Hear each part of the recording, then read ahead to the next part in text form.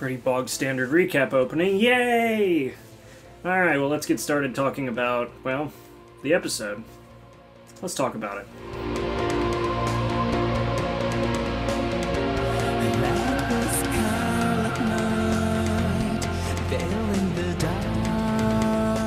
Alright, so I have to say before I get too much into this that there has to be more to what happened in this episode than just what we saw.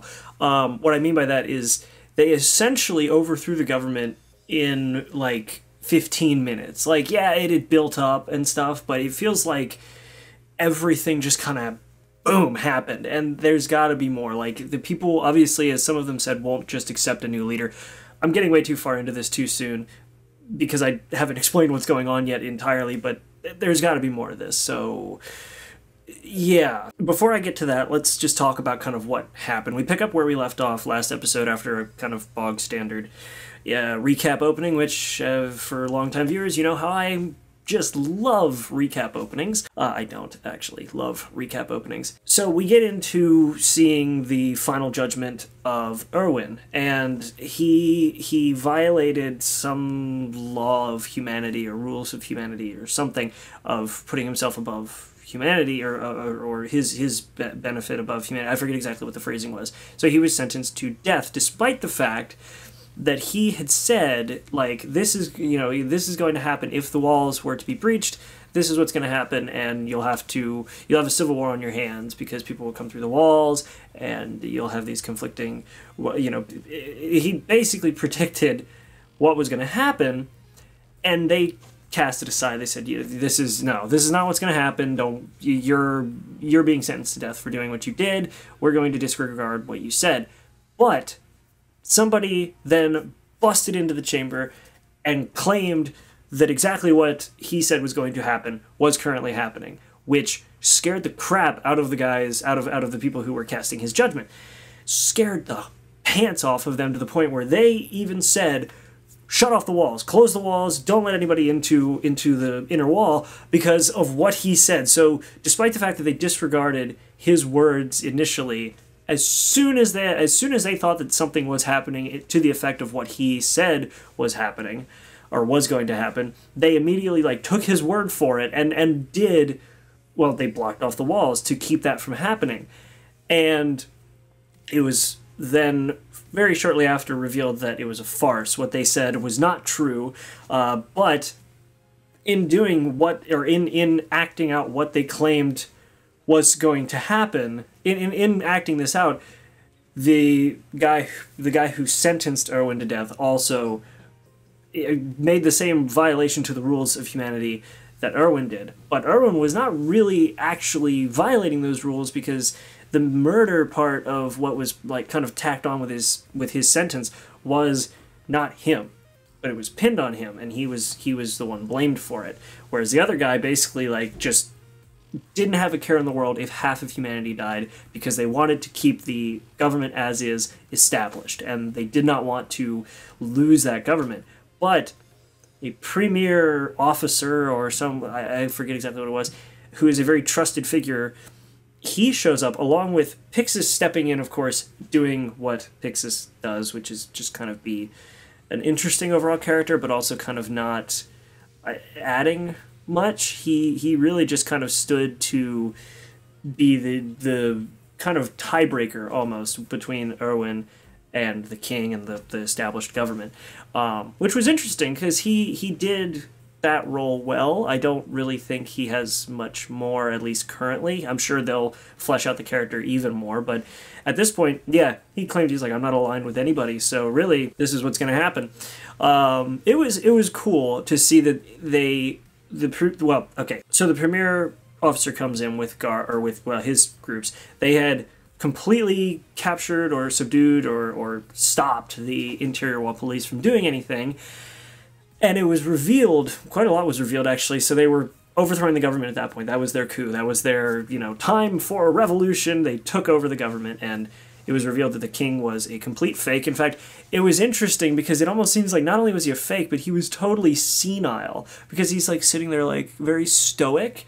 And I even commented, like, watching the video, I said, he's so stoic, even with all this happening. And somebody kicked the one dude kicked his chair during the overthrow. He's like, what is time for food? And it's like, he was completely, like, not even there. It was, I don't know. He was odd, an odd person. I guess senile is the word. I really don't know. I think he was senile. And with all of this, we see that the new boss of the Reeves family, the son, is getting the information printed showing that the government has been overthrown, that everything that they've been, all of humanity has been fed a lie for a very, very long time now, and they're finally, like, realizing, well, they're starting to realize that they have been lied to. And the press was talking with one of the guys who was kind of a, like, he was with, but kind of not for the whole thing going on with Erwin. Like, he had to go along with it due to orders, but he wasn't really for it. And now he's backing what was going on with Erwin and what Pixis said and all that. And the press was questioning him, going, well, do you think that, we're humanity's just going to accept a new leader and blah, blah, blah. And he's now speaking for what's happening, which really goes to show that he was at heart for kind of proving that there was something fishy about the government, and now he's not. Now that he's not under orders for that, and it's been revealed that they've been lying, he's all on board, which is kind of, I mean, could have happened sooner, but whatever, good for you. You've now come around to the better side of things. We also see during the, like, quietest carriage ride I have ever heard in any show, that the rest of the group is trying to find Historia and Eren, and in a book, we see that Hanji has found information about the Reese family. Reese family is Historia's family. We see the group is trying to find and rescue Historia and Eren, and one of the things that kind of tipped them off to where they might be and what's going on is Hanji found in a book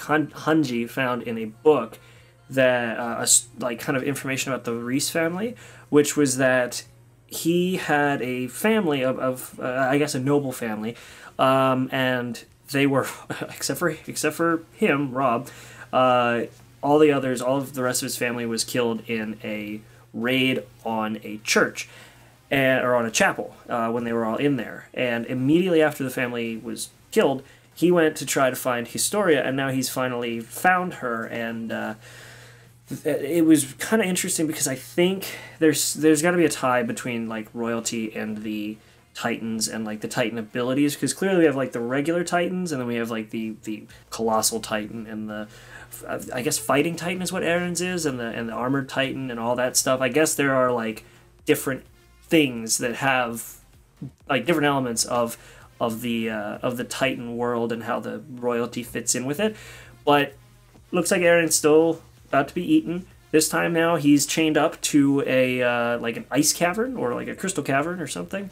And it looks like the vessel that's supposed to eat Eren is Historia, which makes me wonder, like, she's not a Titan, but the Titans have to, unless she is a Titan, she's not a Titan right now. She's never turned into a Titan. And so I'm wondering how they're going to have her eat Eren, because Titans have to eat a Titan with abilities in order to actually become the powered Titans and all that. I really don't know how that's going to work, but apparently some of this information was gathered from the book, and the rest of it is being revealed to us as we watch. It's kind of weird. I really don't know what's happening. I'm sure it's going to be revealed more, but getting back to what I was saying at the beginning of the video, there has to be more to this government overthrow, because it literally feels like it happened within the span of 5 minutes. And in terms of, like, show count, we're only on episode 5, so there is no way that this is just going to be a, like, hey everybody, we're overthrowing the government now, everything's fine, move on to learning more about Titans. Like, there's no way, because now you've got this world that's going to definitely be in disarray after something like this, and they're just supposed to trust that the Titans are, or that the new folks are going to keep the government established. I don't know. I don't really know what they're going to do, because even Erwin was saying that it's like, maybe the government did keep, you know, humanity alive, so maybe they were better this way. Should we have overthrown them? And even the premier was just, like, he even said, he's like, I'm a bit of a scoundrel. Like, I was waiting for this moment because I hated them. Or maybe I liked them because all I've been thinking about is trying to overthrow them, even just before I die, like that kind of thing. So, I don't know. And the one dude said, the premier said it best when it's like, maybe death would have been an easier thing for Erwin to deal with now that he's kind of the new face of the overthrown government in a way, until of course they find Historia, who is of true royal lineage, to rule. I don't know. Overall, this was a very, very good episode. I genuinely enjoyed it. I think that the way they actually, like, yes, I can critique the way that they showed up and just kind of, everything's done now, we've taken over the government, but the fact that it was pieced together so well that you can see the seeds of revolution being sown now because of the way that the government has acted, and how people close to the government who have a brain can piece together that there's been a lot of lies and deceit handed to them over the years, and the fact that now that those have been revealed, some people are accepting it, which should be pretty cool. Considering all of that, I think this was a very well-written episode. I definitely feel like the way that the Titan powers and the transfer of power and things are being revealed to us is well-paced, more well-paced than the overthrow of the government so far, unless there's, you know, going to be a reason, which I'm hoping. So, yeah, I guess we'll just have to wait and see what's going to happen with the government, and we're going to have to wait and see what's going to happen with the Titans. But overall, I think this was definitely a good episode. Definitely a good 5th episode, because it really kicked off faster than I expected. And we haven't seen any Titans yet. So, yeah, waiting for that to happen. Apart from that, I hope you guys enjoyed the review. It's a little late because I wasn't able to get a hold of the episode as soon as I had hoped, but I have it now, so there you go, we've got it, and let me know what you guys think in the comments. Yes, I'm still doing the review format for this. We'll see how it's being accepted. So far, so good, more or less. But yeah, let me know what you guys think in the comments. Like and subscribe if you want to see more videos like this, and I will see you all in the next video. Make sure to be there and have a good one.